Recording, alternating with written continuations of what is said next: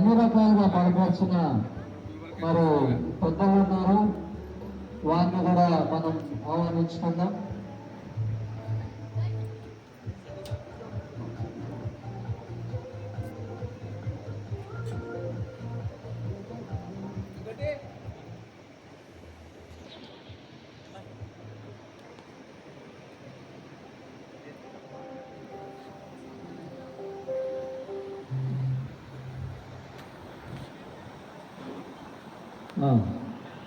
Okay, మంచిది. దేవతని కూడా స్టేజ్ మీదకి రావాలని మనం చేస్తున్నాం. అట్లాగే సుశీలమ్మకి కూడా స్టేజ్ మీదకి రావాలని మనం చేస్తున్నాం. ఇంకెవరైనా ఉన్నట్లయితే వారిని కూడా స్టేజ్ మీదకి ఆహ్వానిస్తున్నాం.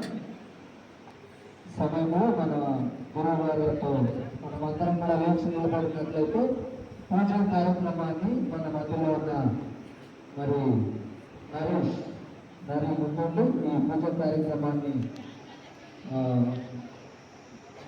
జరిగించాలని మనం చేస్తున్నాం.